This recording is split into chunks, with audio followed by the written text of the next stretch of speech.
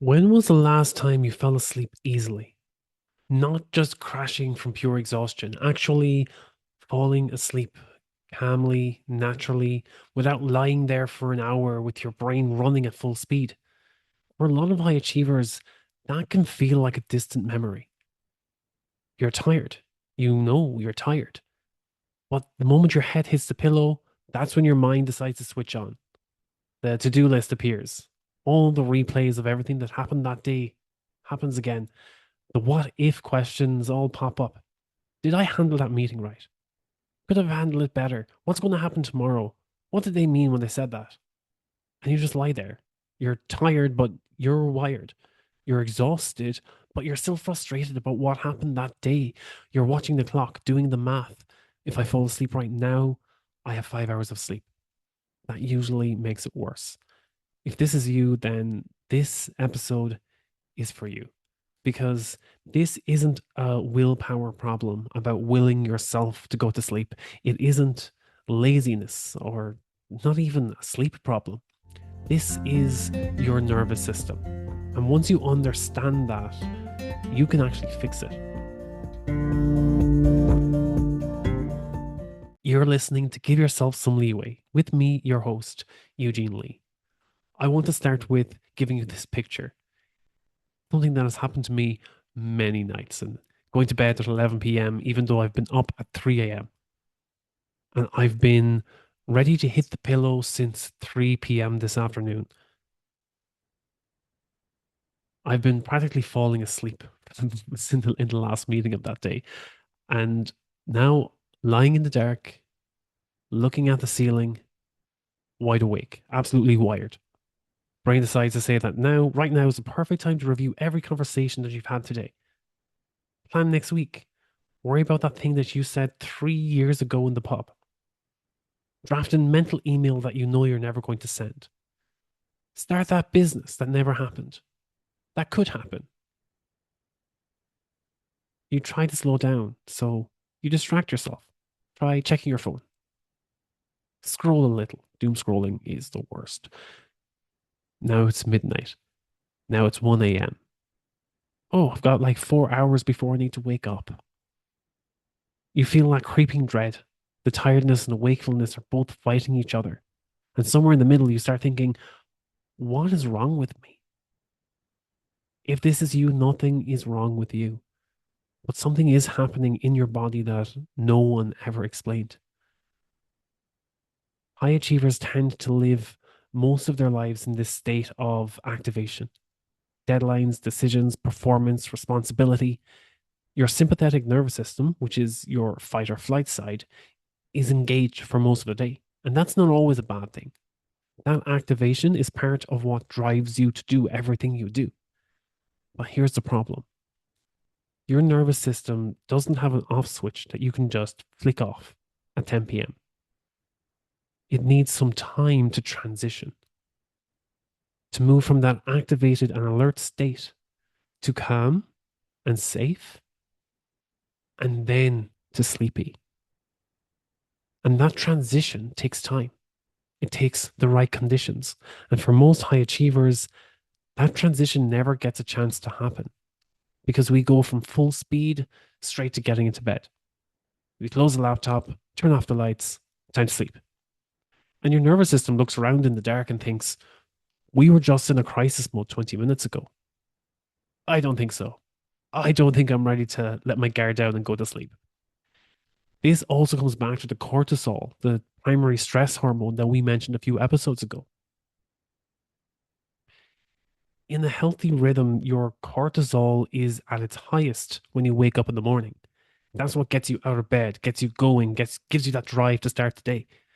And it gradually drops as you go through the day, reaching its lowest point at night, which is what allows you to go to sleep. But when you're running on stress all day, and especially if you haven't recovered from the stress, if you still have open stress cycles, open cortisol loops that you haven't completed, that you haven't closed, that cortisol level stays elevated throughout the day. It doesn't get the signal that it's time to drop. And elevated cortisol at night is one of the most common causes of that tired but wired feeling. Your body is exhausted, but your body chemistry is saying, stay alert. There's danger nearby. Stay alert. Next, there's this mental layer, and high achievers tend to have very busy, very capable, high processing brains. They're great at solving problems. But the trouble is that they don't know when it's time to stop, when it's time to switch off. If you haven't given your brain a dedicated time to process what has happened today, it will find its own time. And if you're overstimulating your brain through the whole workday to when you get home to right up before you go to bed, it will pick the moment that you finally go still. And the quiet of bedtime is the first gap that your brain gets all day. So it rushes in to fill it. It's like, finally, I've got some time to breathe and process all of the things that has happened today. Everything that's been stimulating, I finally have a window where I can process all that information. And it shows up at night then. But that's not because your brain is broken in any way. It's because it's trying to complete the tasks. You have opened up 1,000 tabs a day and finally can reduce that to 999, 998, because the first window of time that you've allowed for processing to happen is when you get into bed. The first solution is to not to force stop your brain, but it's to give it a window somewhere in that before you go to bed to dump all that information so that you can wind down. One more layer that many people tend to ignore is blue light. Many people overlook this because our biology, our ancestry was all around daylight, and your brain produces melatonin, your sleep hormone, in response to darkness. But the screens that we use every day, from our laptop, from our TV, from our phone screen, they all emit a blue light that mimics daylight. And when you expose your brain to that light in the evening, it genuinely believes that it's still daytime. So the melatonin gets suppressed and the sleep signal to your brain gets delayed. So if you're scrolling on your phone at 11 p.m., you're fighting your own biology. Your brain isn't being difficult. It's responding to the energy that it's receiving from you. If you give it different information, then it will respond differently. So let's put together all of these factors. You have the nervous system that never got the signal to downshift into sleep mode. You have cortisol levels that stay too high through the day and don't have the time to regulate and downregulate before you go to bed. You have a brain full of unprocessed tabs. All of these 1,000 tabs you've opened today, and you haven't allowed a window for it to process them and to let them go somewhere. And then you have this blue light exposure that tells your body that it's still daytime. It's hours before we go to sleep. These factors create that tired but wired trap. Your body is exhausted, but you haven't given any signals for it to rest. And each of these signals you can address. So the practical exercise for this is giving yourself that wind down routine. Not a perfect bedtime routine, not having yoga and chamomile, whatever herbal tea to wind you down. You just need 20 or 30 minutes that gives you a transition period between the end of your day and before you go to sleep.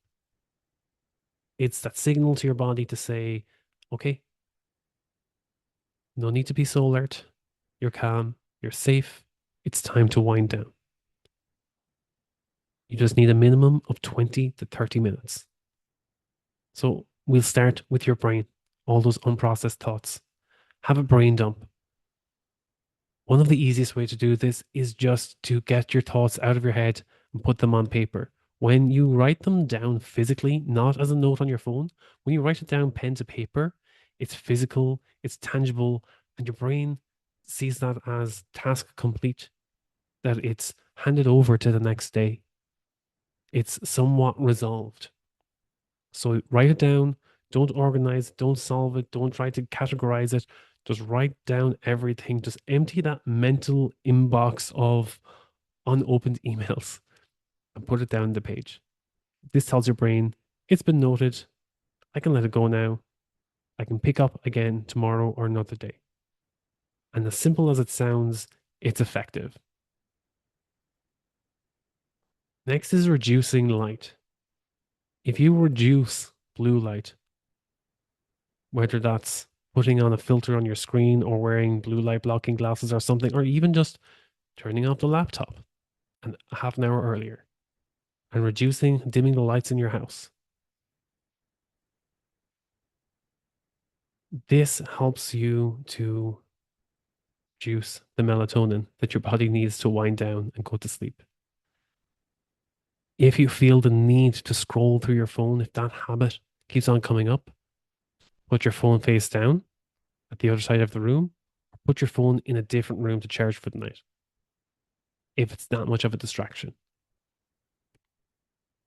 If you want to watch something,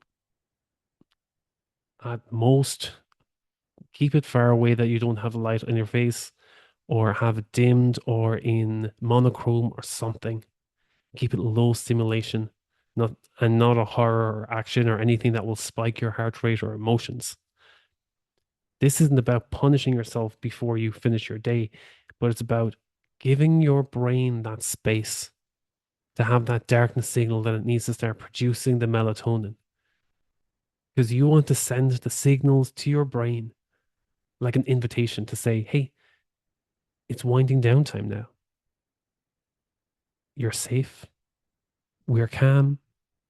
There's no danger here. You can let your guard down. It's time to sleep.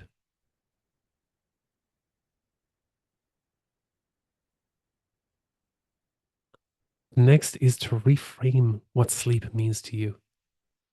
This is more nuanced, but it really matters to high achievers because high achievers have a complicated relationship with sleep. Somewhere along the way, you get that message that sleep is less of a badge of honor, that rest is for the unambitious, that I'll sleep when I'm dead. Sleep is not the absence of productivity. If you look at any of the elite performers, any of the top athletes, they're sleeping 10 to 14 hours every day in their recovery period before an event. Sleep is where the performance is built. It's where your brain consolidates everything that it's learned today, where your body repairs, where your emotions regulate after a long day of dealing with difficult people. Every great thing you want to do tomorrow is built on what you do tonight. And that's not staying up until 4 a.m. answering emails. The best thing you can do tonight is lie down and sleep. It's not about stepping away from your goals. If anything, when you lie down to go to sleep, that's you investing in your capacity to show up at your best tomorrow. Let that land. Let it change how you feel about closing your eyes. When you go to sleep, you've earned this. When you go to sleep, you're investing in your best work tomorrow.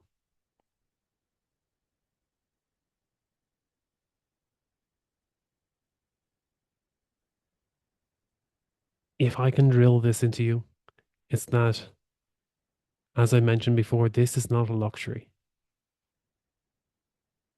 Learning to prioritize your sleep is essential for top performance. That's what high achievers strive for. It's not the price of ambition to focus on your sleep that if I need to take 10 to 14 hours of sleep in order to rest and recharge, then if that's what my body needs, that's what my body needs to show up at my best. For some people, they might think that 4 to 6 hours is okay for them to get by. That's not a brag or a badge of honor to run on or survive on 4 hours of sleep. That's your body signaling that something needs more attention. Think about giving yourself sleep without an alarm and seeing how long it takes for you to have a fixed bedtime and what time you wake up without an alarm. Or, as I said before, having a fixed wake up time for a week and seeing how you feel as you go to sleep that night, how your energy levels are throughout that day, what that pattern is. For this week, I want your focus to be that 20-minute wind down routine. Protect those 20 minutes, not for some future version of yourself, but for the person who you want to see show up to work tomorrow. For you, for your family, for your friends, for your colleagues, for your customers. How do you want to show up? You deserve to wake up every day feeling ready to take on the world. And that starts with you getting a good night's sleep tonight. I really hope you're not watching this episode at 1 a.m. I really hope that you're not watching this to doze off to go to, well, maybe if this helps you go to sleep, there are worse things you'd be watching to go to sleep. I really hope you enjoyed this episode. Until next time, take care.